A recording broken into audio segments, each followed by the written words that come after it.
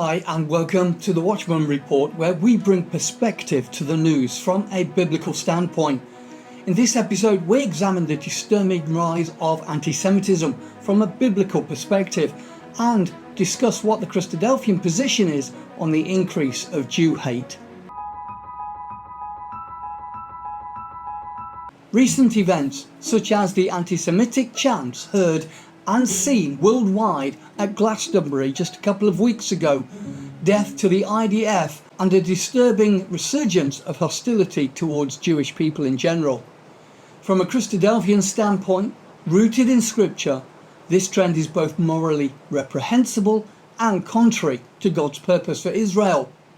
Christians of all denominations must acknowledge the plan and purpose that God has with his chosen peoples that has been in place since the foundation of the world. The Apostle Paul, probably the most prominent and well-known preacher to the Gentiles, described his conviction and sufferings in his personal life due to his preaching, said this: "For the hope of Israel I am bound with this chain."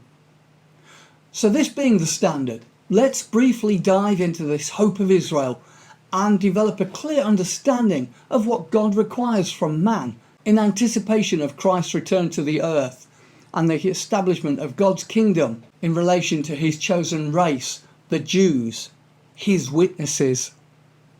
So what is the biblical foundation of this hope? Well, it's God's covenant with Israel. The Bible affirms that God's promises to Abraham and his descendants remain irrevocable. Genesis chapter 12 verses 1 to 3, Romans 11 verses 28 and 29. Though Israel's disobedience brought temporary rejection, their restoration is central to prophecy.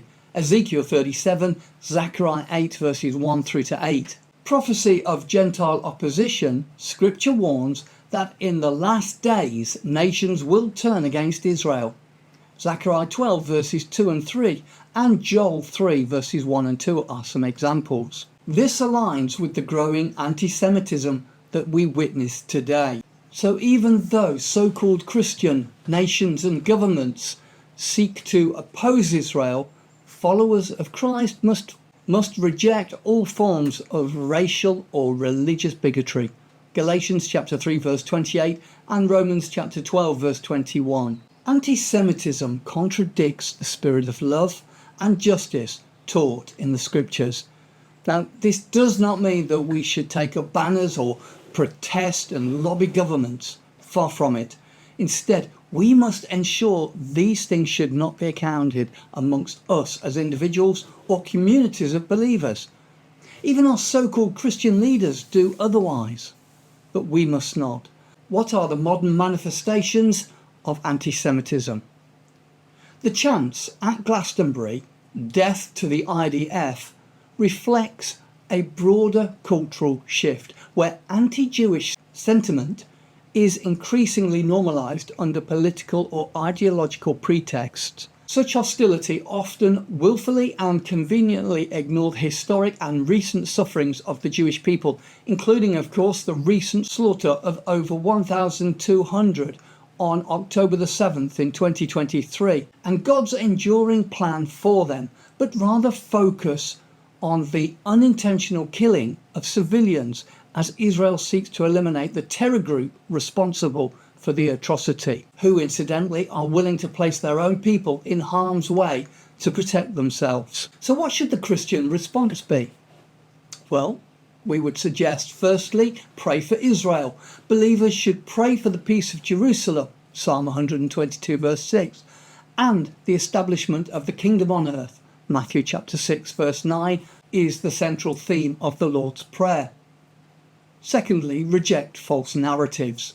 Christians must keep themselves from protest, acknowledging that God is in control of man's affairs and will perform his righteous will. Thirdly, proclaim God's ultimate plan is the hope of Israel's future redemption. Romans chapter 11 verses 25 and 26. This should motivate faithful witness rather than complicity in hatred. So let's bring our thoughts to a conclusion. Anti-Semitism is not just a social issue, it's a physical and spiritual rebellion against God's purpose.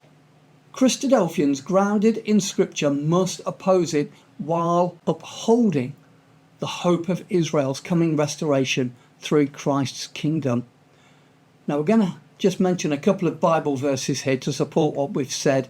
Genesis chapter 12 verse 3, God says, I will bless those who bless you and curse whoever curses you. Romans chapter 11 verse 26, all Israel will be saved.